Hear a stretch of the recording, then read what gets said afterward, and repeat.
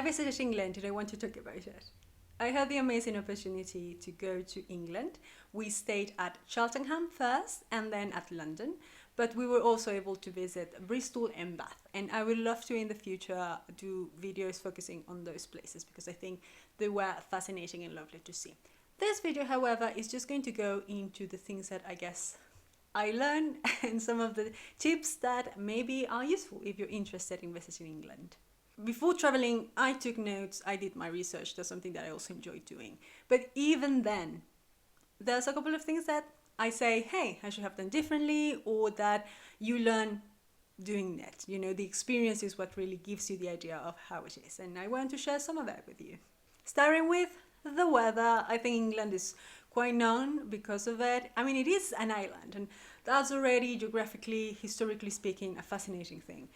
But the weather also, it's a lot of, aspects of it that you should take into consideration. We travel during late November, early December, which means winter, but it is a different winter. I live in Italy, and you could say, I know what cold is. You take out all of your heavy stuff and you prepare for it. And I have even traveled to places a bit more up north, but it is still Mediterranean. And that's something that's different. The cold in there, it's humid, and that kind of changes the game a little bit. Some of the things that out of the bat I would have done differently, it's to remember that if you go there to travel, which means to walk a lot, visit a lot, the chances of showcasing the nice shirt are not going to be that many. The amount of times that I was able to take off not only my coat but my jumper, not that many. And so I kind of focus a lot on a nice shirt to show because that's something that I like to do. But it was a bit of a waste of space in my suitcase because I didn't got the chance. And not only that, besides that is the fact that some of the things that I go with me were not the right ones. Here in Italy, it's called dressing as a cipolla, so an onion. So you do layers, which is just a nice fun way to say that you protect yourself in a way that also allows you to take off stuff if sometimes, during the lunchtime, for example, it can be a little bit more warm, so you can take off stuff. However, layering is not just adding and adding layers because that might be restrictive. The point of layering is that you have good layers. And that's a very dependent thing. Weather, in general, people feel it all differently. There's some people that are more prone to something. There's some people that are more sensitive to other things. So do check the weather.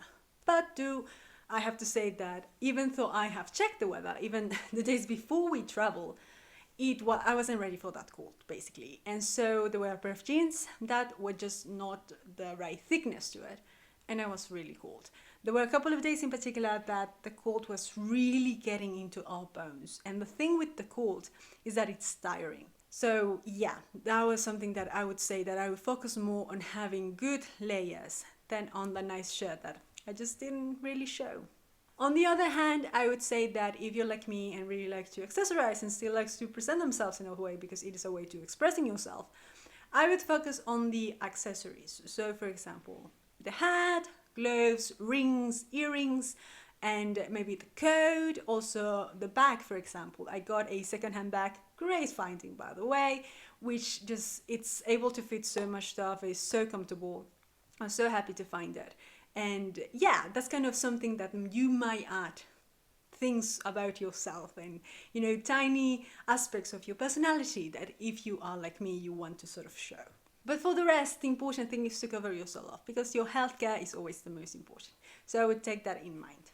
Of course, when traveling, the other thing that if you know that you're going to be walking a lot, comfortable shoes. I am one of those people that likes to take 2 pairs because you never know. I'm not a huge fan of buying where I'm going to because I just simply don't like to worry about that.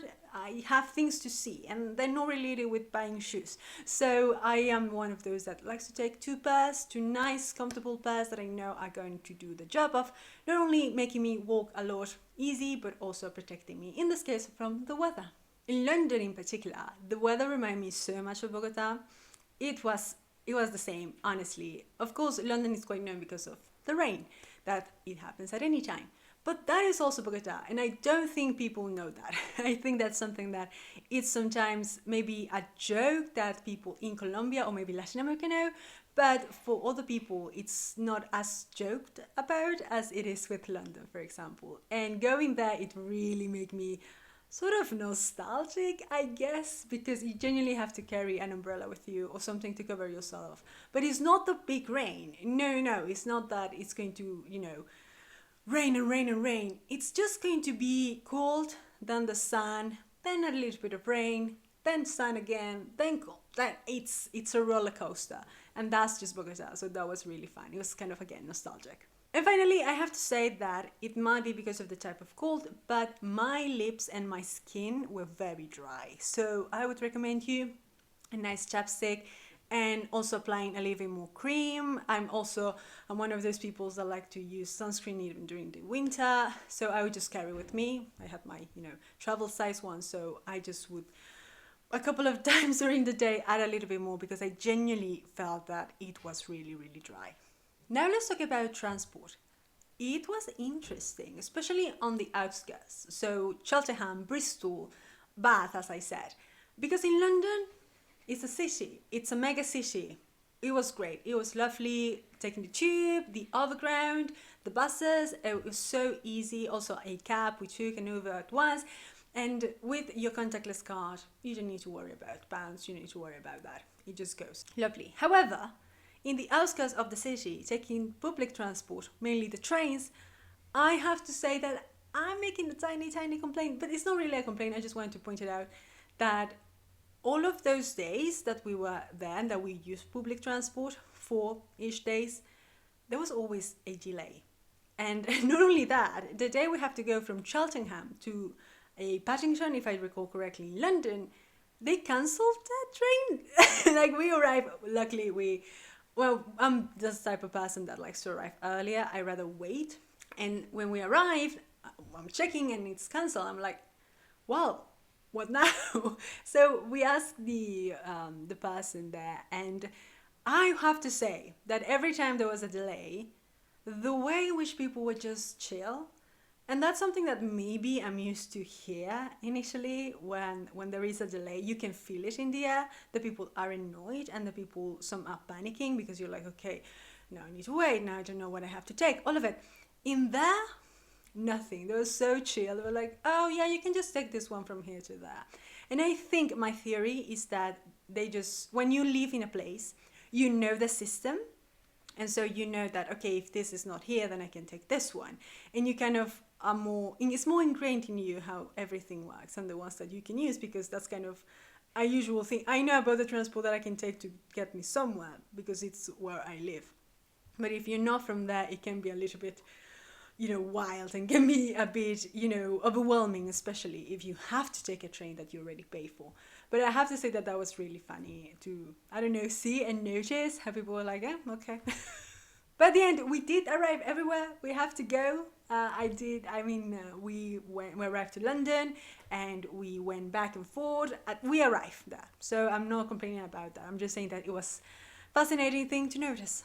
And remaining in the area of transport, but on the outside and in London, Google Maps kind of did the whole job. I did not have to download any other app. I know there's a few, but in reality, that was more than enough. It gives you the basic information, and chances are you already have it in your phone. So that did the job amazingly.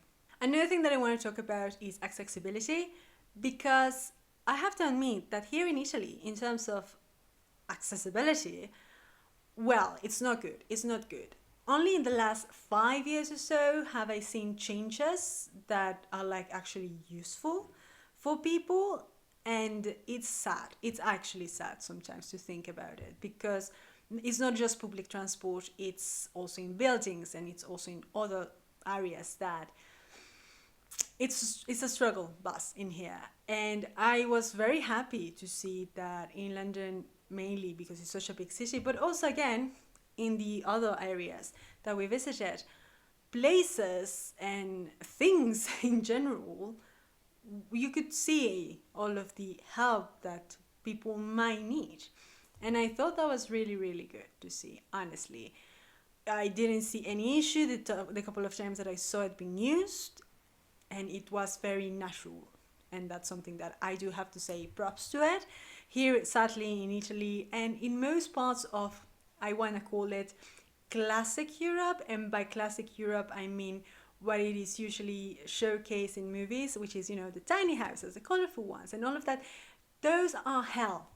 Yes, yes, even for able bodies, they can be hell because you have a lot of stiffness, you have a lot of very uncomfortable ground, you have tiny, tiny places and bathrooms. Oh gosh, I don't know how some of these places can call themselves accessible because they're not.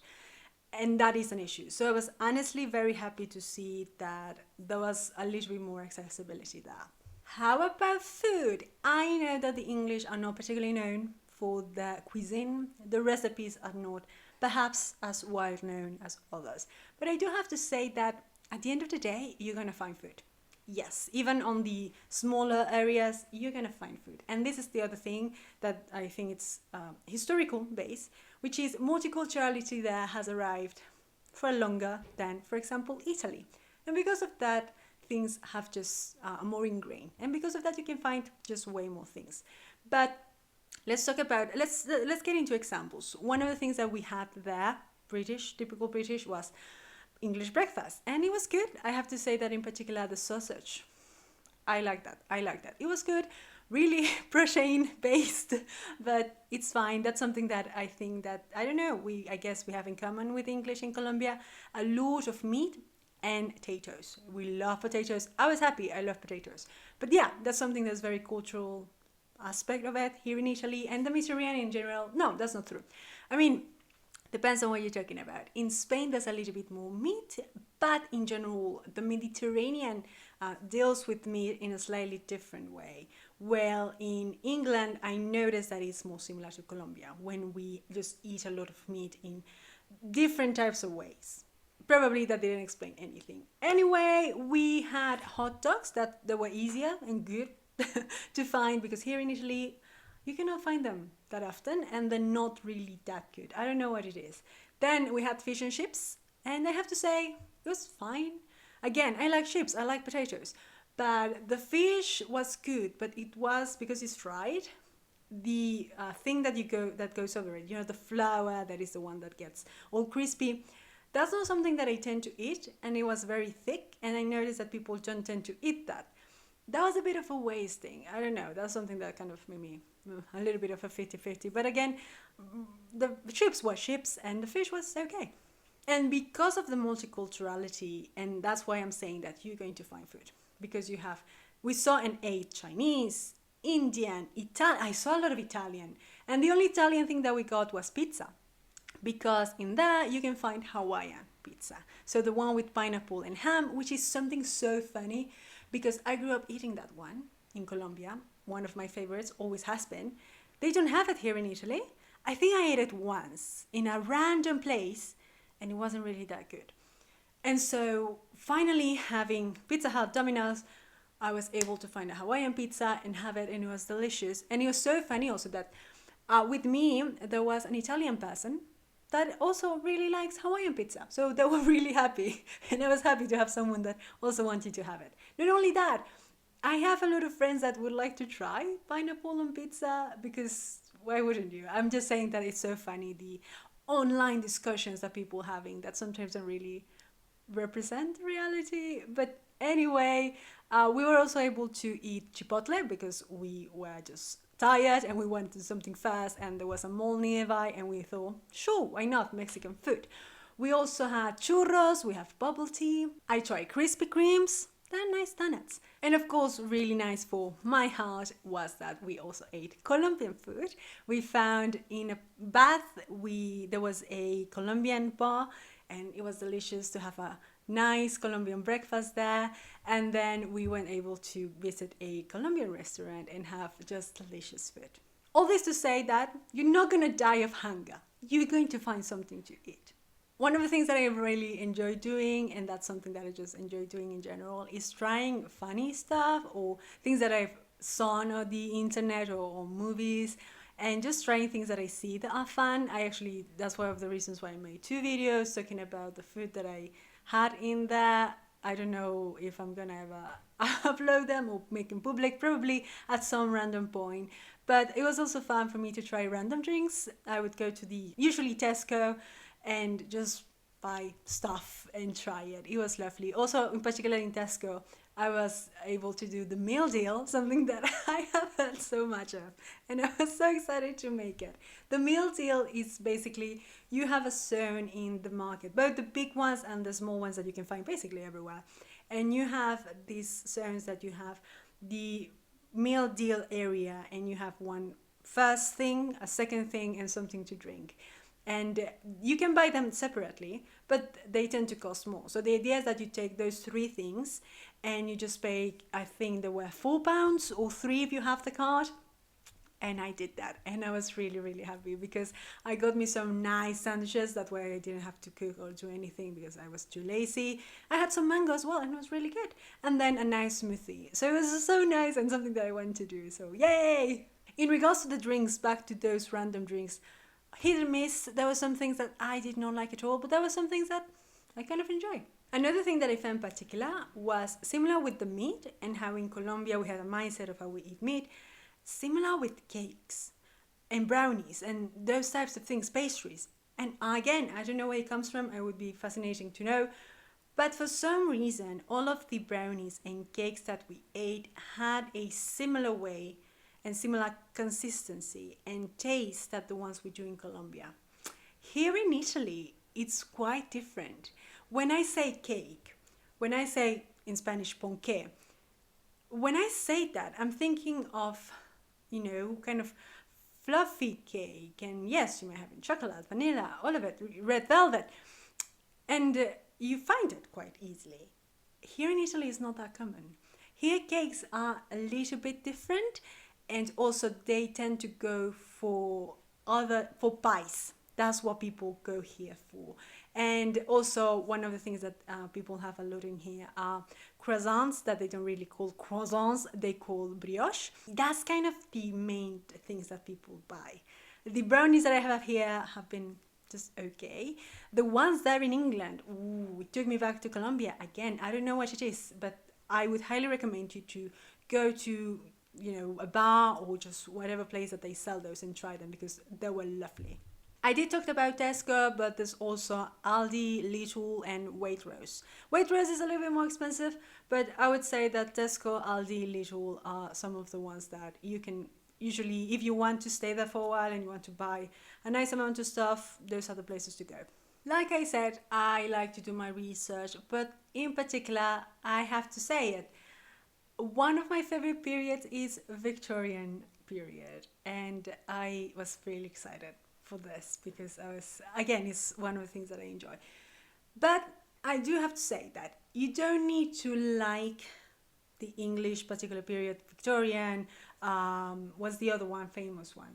Regency period. You don't really have to like any particular historical point to enjoy it. I think there's a little bit of everything. There's a bit of historical, beautiful places of different eras. You also have modern stuff. So you have for everybody. I think, again, it's one of those cases of it's very dependent on you and what you want to see and what you want to do.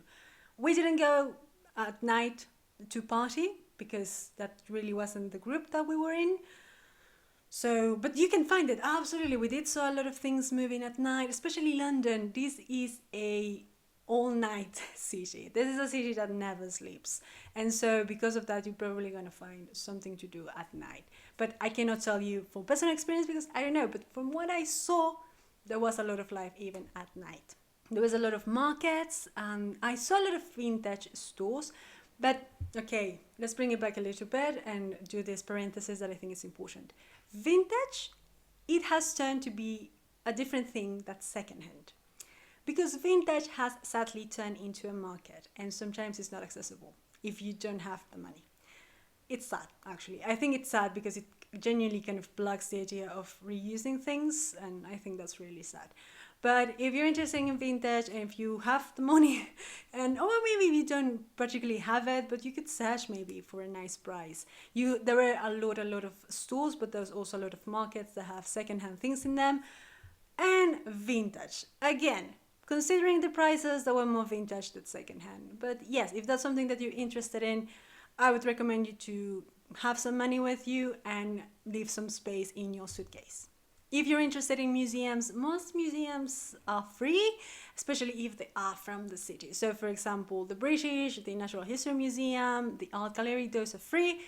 For example, Cheltenham's Museum or the Bristol Museum, the museums that are from the city, those tend to be free. You can still check it out on the website. But one thing that I would recommend you is to book your entry, especially if it's one of the big ones, and especially if it is a day that there might be a lot of people. But even if it's not a day that there might be a lot of people, if you're interested in going to the museums, I would tell you to book it and have in mind to arrive to that museum at that time, mainly because sometimes the line can be quite long and it's on the outside. So especially during the winter, it's just, a nice idea. If there's no one there, you can just pass through. It doesn't matter. The booking is not gonna do anything other than allow you to enter right off the bat. So I would say that I suggest you could just do it.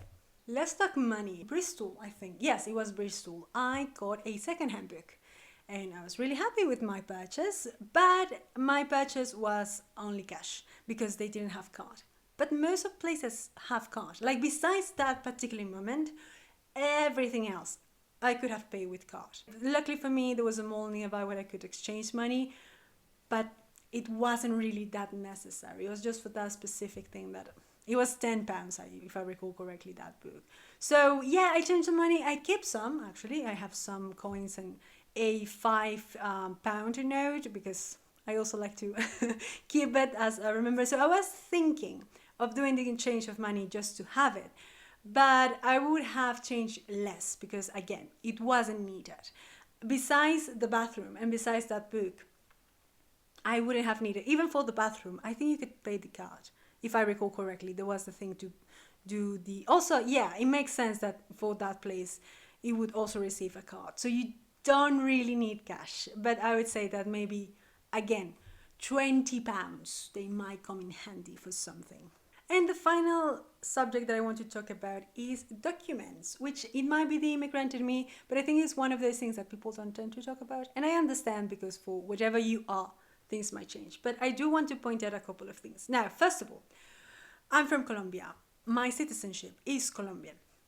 And before last year, for us Colombians, we needed to ask for a visa, a permit. You need to pay for that. Even the tourist one, you need to pay. You need to do a whole lot of documents. You need to do a lot of things. You need to pay for it and you can be denied. Not only that, I know someone living in Colombia, which theoretically should be easier and should be faster, that still had to do a lot of stuff and had to pay a lot and had everything and it was denied. It was a student visa, but they still have everything. But it was denied and they don't usually tell you why. And again, you're not giving your money back. So I just want to say that. Keep that bureaucracy aspect in mind. The reason again why we were able to visit this year was because last year they changed the things and we Colombians don't need a permit anymore to just visit. To tourist areas, like going there for just a couple of weeks, you can do it with just your passport. And that's something that now Europeans have to do too. Again, there were some Italians in the group with us. And for example, they now recently, since the Brexit, now they need to do the passport, which for me was also wild. Basically, before Brexit and before this need to have the passport, people in here wouldn't have it. And that's something that's wild for me because I have had my passport even since I was a baby. Like at this point, I have 3 passports because they last basically 10 years. And we didn't went outside of Colombia. Like going here in Italy was the first time that I actually left the country, but I still had my passport. Might be a cultural thing, but I thought it was fascinating. So yes, now people here in Europe need the passport to enter. But I do want to remind people that your passport does lead you different ways. And I'm just saying this not because I want to get political or anything. I just think it's a thing that we always should remember. So when you enter the country, you usually have your passport revision. And if you are from some countries, you go one line and the other. Colombia is a third world, so usually get a lot of controls and you get a lot of questions. And yeah, I just want to say that if you don't speak English, you might need to work on something. If you have someone with you that speaks English, that would be lovely. But yeah, it's important because they're gonna usually ask you questions like, where are you from, what you do, where you're from, the people you're traveling with, who like, you do a sort of tiny interview there. And of course it is still like, it's police, you know, it's not an aspect of it that you're like, oh, just chilling, talking with someone. No, no, no, this is an interview for you to be allowed to enter the country. And I do want to remind people that these people are fully allowed to not let you enter. Even though you already pay, you already arrived there, they can stop you and tell you, no, you need to go back.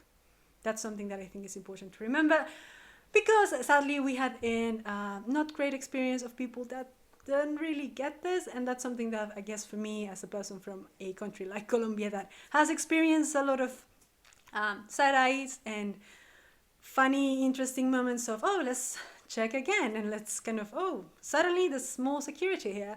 As someone who has experienced that, I guess I get a little bit paranoid, because this is the reality that some of us have to face. A extra checkup, a extra look, an extra question. And that's one of the reasons why these are areas in which I don't play with, because I know that they have all of the power and I might be the fucked one. Is it okay? No, it's not.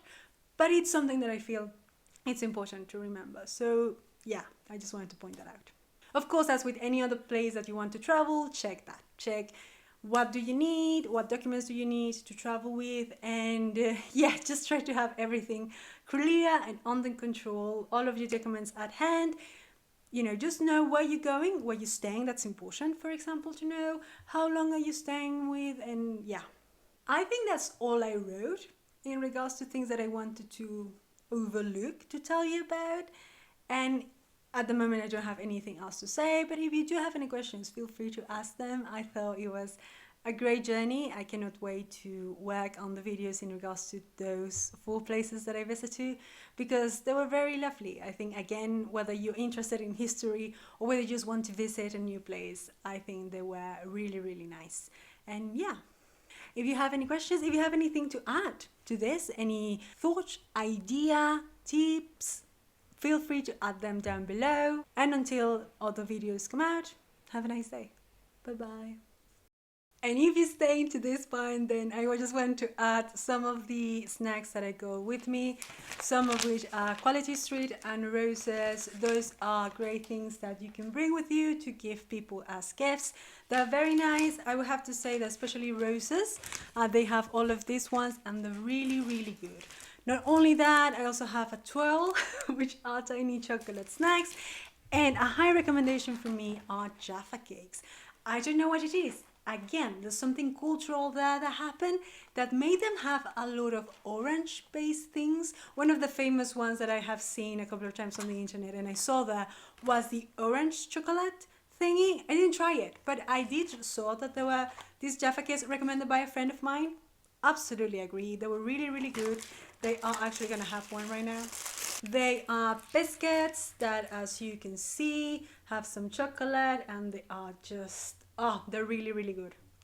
Other things that I got were Sour Patch Kids. I actually enjoy it.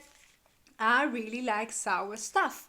But here in Italy, hard to find. At least hard to find the ones that really make you feel like, oh, my tongue, my mouth is inside out. I love that. And that's something that in Colombia, there's a lot of them. Don't know why. I love me a lemony thing, a sour thing. And it was hard to find in here. So when I read about Sour Patch and I saw it on the internet and movies and things like that, I need to try them. And I did. They're okay. They're actually quite nice. Especially this one, the green one, is the most sour one. So if you're into that, yeah, it's quite good as a snack. And finally, probably because of the position, the history and all of it, I found a lot of fun chocolate as well as Hershey's, things that here in Italy are hard to find. But yeah, they're really good. This one I haven't tried it yet, but I'm really, really excited because I love Baileys. And Baileys is Irish, so it's really lovely to have something like this.